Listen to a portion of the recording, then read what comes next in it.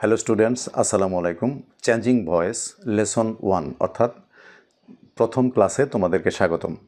আমরা প্রথম ক্লাসে কভার করব present indefinite tense, present continuous tense এবং প্রেজেন্ট পারফেক্ট টেন্স। তো তাহলে কথা না বাড়িয়ে শুরু করছি আমাদের লেসন 1 চেঞ্জিং ভয়েস।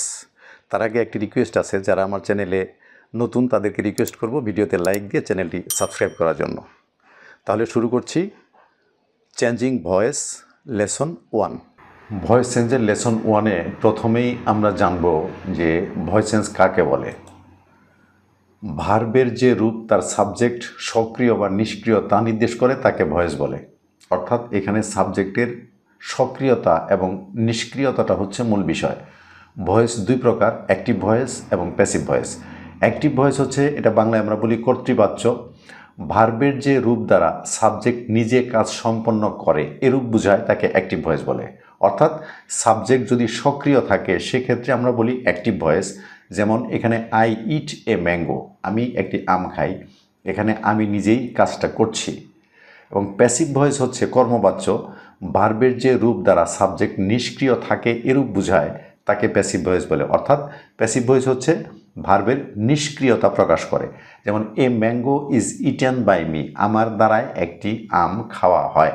আমি সরাসরি আম খাচ্ছি এই কথাটা কিন্তু এখানে আমরা বলছি না, অর্থাৎ সাবজেক্ট এখানে নিষ্ক্রিয় রয়েছে এরূপ বোঝাচ্ছে। এখানে আরেকটি বিষয় জানা জরুরি যে শুধুমাত্র ট্রানজিটিভ ভার্বের ভয়েস চেঞ্জ হয়, ইনট্রানজিটিভ ভার্বের ভয়েস চেঞ্জ হয় না। অর্থাৎ যেই সমস্ত ভার্বগুলির অবজেক্ট থাকে সেগুলি হচ্ছে ট্রানজিটিভ ভার্ব, এবং সেই ভার্বগুলিরই কেবল ভয়েস চেঞ্জ করা যাবে অ্যাক্টিভ থেকে প্যাসিভ। যেগুলি ইনট্রানজিটিভ ভার্ব অর্থাৎ যে ভার্বগুলির কোনো অবজেক্ট নাই, সেই ভার্বগুলির কোনো ভয়েস চেঞ্জ অ্যাক্টিভ থেকে প্যাসিভে রূপান্তর করা যাবে না। এরপর আমরা দেখব যে transformation of active voice into passive voice, এই কাজটি মূলত তিনটি ধাপে করতে হবে। প্রথমত হলো টেন্স ভিত্তিক। আমরা জানি যে 12টি টেন্স রয়েছে, 12টি টেন্সের মধ্যে 9টি টেন্সের ভয়েস চেঞ্জ হয় active voice to passive voice, এবং সেন্টেন্স ভিত্তিক আমাদের ভয়েস চেঞ্জ পরিবর্তন করতে হবে। সেখানে ইম্পারেটিভ সেন্টেন্স এবং ইন্টারোগেটিভ সেন্টেন্স, এই দুটি সেন্টেন্সের আমরা ভয়েস চেঞ্জ করব। এরপর হচ্ছে কিছু এক্সেপশনাল ভার্ব রয়েছে, যেমন কিছু কিছু ভার্ব আছে যে ভার্বগুলির অবজেক্ট থাকে ডাবল, তাহলে ভার্ব উইথ ডাবল অবজেক্টস, এগুলির ভয়েস চেঞ্জ আমরা দেখব কীভাবে করতে হয়। এরপর কিছু কিছু ইনট্রানজিটিভ ভার্ব রয়েছে যেগুলো ট্রানজিটিভ রূপে ব্যবহৃত হয়। ইনট্রানজিটিভ ভার্ব ইউজড ট্রানজিটিভলি, অর্থাৎ কিছু কিছু ইনট্রানজিটিভ ভার্ব রয়েছে যেগুলি ট্রানজিটিভলি ব্যবহৃত হয়। এই ভার্বগুলির ভয়েস চেঞ্জ অর্থাৎ অ্যাক্টিভ টু প্যাসিভ কীভাবে করতে হয় এটিও আমরা জানব। এরপর হচ্ছে রিফ্লেক্সিভ ভার্ব, এরপর হচ্ছে কোয়াসি প্যাসিভ ভার্ব, এবং এরপর হচ্ছে ইনফিনিটিভ। তো এই এক্সেপশনাল ভার্বগুলির ভয়েস চেঞ্জ কীভাবে করতে হয় আমরা সেটি দেখব। অর্থাৎ তিনটা ধাপে ভয়েস চেঞ্জ আমাদের পরিবর্তন করতে হবে, টেন্স ভিত্তিক, সেন্টেন্স ভিত্তিক এবং কিছু এক্সেপশনাল ভার্ব ভিত্তিক।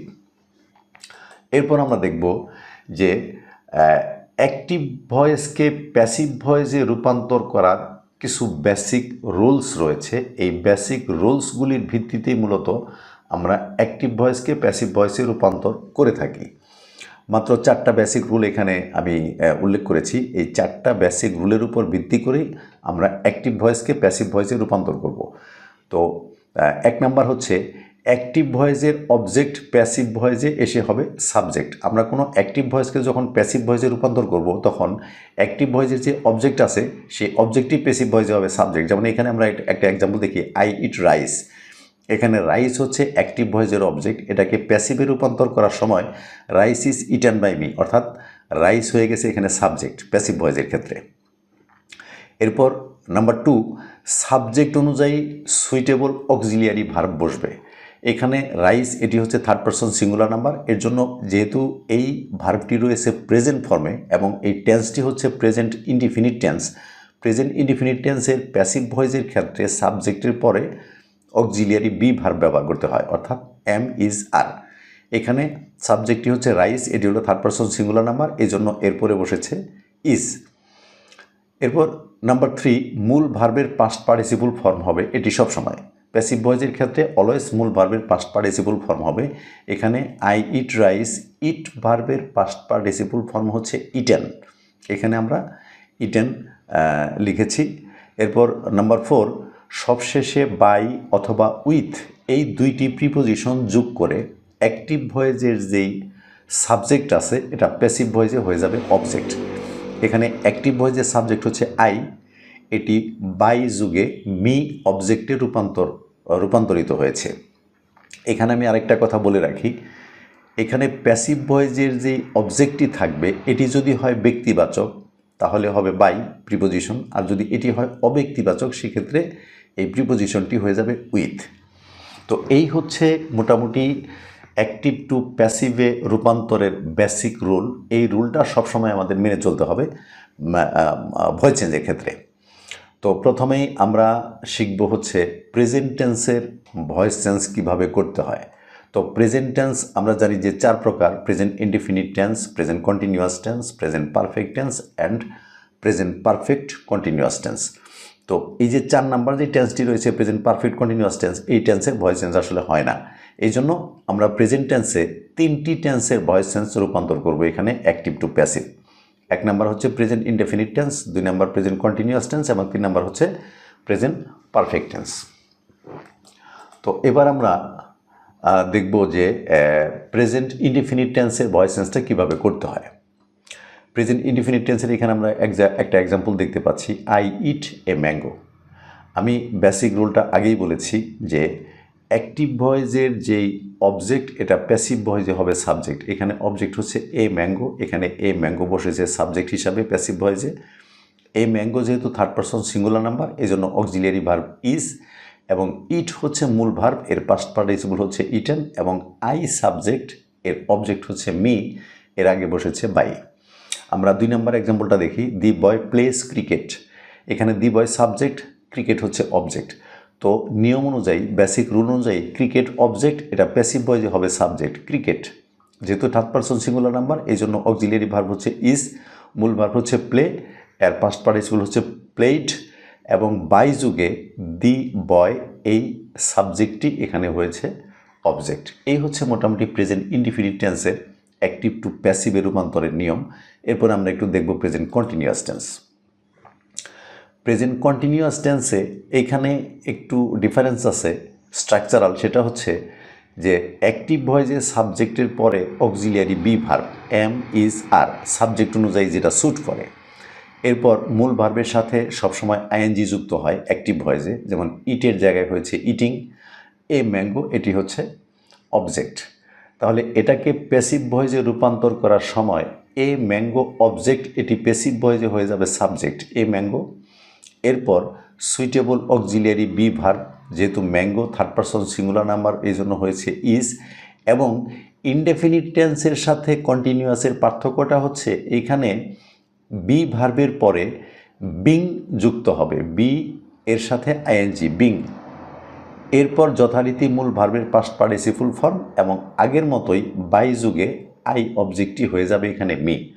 তাহলে প্যাসিভ ভয়েসটি হচ্ছে a mango is being eaten by me.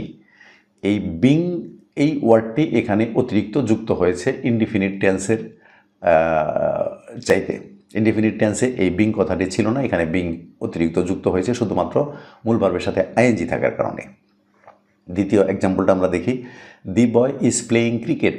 এখানে ক্রিকেট হচ্ছে অ্যাক্টিভ ভয়েসের অবজেক্ট, এটা প্যাসিভ ভয়েসে হয়েছে সাবজেক্ট অক্সিলিয়ারি ভার্ব ইজ, এবং আগের মতোই আইএনজি থাকার কারণে এখানে বিং যুক্ত হয়েছে, মূল ভার্ব হচ্ছে প্লে, এর পাস্ট পার্টিসিপল প্লেড।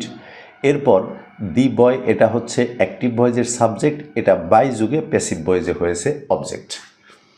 এই হচ্ছে মোটামুটি প্রেজেন্ট কন্টিনিউয়াস টেন্সের প্যাসিভ ভয়েসে রূপান্তর করার নিয়ম অ্যাক্টিভ ভয়েসকে। আমরা এবার দেখব প্রেজেন্ট পারফেক্ট টেন্স। তো প্রেজেন্ট পারফেক্ট টেন্সের অ্যাক্টিভ ভয়েসের স্ট্রাকচারটা হচ্ছে সাবজেক্টের পরে অক্সিলিয়ারি ভার্ব হ্যাভ অথবা হ্যাজ থাকবে, অ্যাক্টিভ ভয়েসেও মূল ভার্বের পাস্ট পার্টিসিপল দেওয়া থাকবে, এবং প্যাসিভ ভয়েসেও মূল ভার্বের পাস্ট পার্টিসিপল হবে, এরপর থাকবে অবজেক্ট। তাহলে 1 নম্বর এক্সাম্পল আমরা দেখতে পাচ্ছি, I have eaten a mango. এখানে অ্যাক্টিভ ভয়েসের অবজেক্ট হচ্ছে এ ম্যাঙ্গো, এটা প্যাসিভ ভয়েসে হয়েছে সাবজেক্ট, আর এ ম্যাঙ্গো যেহেতু থার্ড পারসন সিঙ্গুলার নাম্বার এই জন্য অক্সিলিয়ারি ভার্ব হয়েছে হ্যাজ, এবং এই হ্যাজ অক্সিলিয়ারি ভার্বের পরে অতিরিক্ত একটা বিন যুক্ত হবে, B double E N been, এবং যথারীতি এরপরে মূল ভার্বের পাস্ট পার্টিসিপল এবং বাই যুগে অ্যাক্টিভ ভয়েসের সাবজেক্ট প্যাসিভ ভয়েসে হয়ে যাবে অবজেক্ট। তাহলে I have eaten a mango এর প্যাসিভ ভয়েস হচ্ছে a mango has been eaten by me. Second এক্সাম্পলটা যদি আমরা লক্ষ্য করি তাহলে দেখব the boy has played cricket.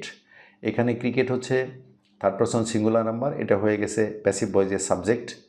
এরপরে হ্যাজ এবং হ্যাজের পরে অতিরিক্ত একটা বিন যুক্ত হয়েছে, এরপর মূল ভার্বের পাস্ট পার্টিসিপল প্লেড এবং যথারীতি বাই যুগে অ্যাক্টিভ ভয়েসের সাবজেক্ট, প্যাসিভ ভয়েসে হয়েছে অবজেক্ট। এই হচ্ছে মোটামুটি প্রেজেন্ট পারফেক্ট টেন্সের অ্যাক্টিভ টু প্যাসিভ রূপান্তরের নিয়ম। এরপর তোমাদের জন্য রয়েছে একটা এক্সারসাইজ, এই এক্সারসাইজটি তোমাদের করতে হবে এবং কমেন্টে জানিয়ে দিতে হবে যে কে কে তোমরা এই এক্সারসাইজটি করতে পারলে। নেক্সট ভিডিওতে আমরা দেখব অ্যাক্টিভ টু প্যাসিভ পাস্ট ফর্মের নিয়ম, কিভাবে পাস্ট ইনডিফিনিট, পাস্ট কন্টিনিউয়াস এবং পাস্ট পারফেক্ট টেন্সের প্যাসিভ ভয়েস করতে হয়। সে পর্যন্ত সবাই ভালো থাকো। ভিডিওটি দেখার জন্য ধন্যবাদ।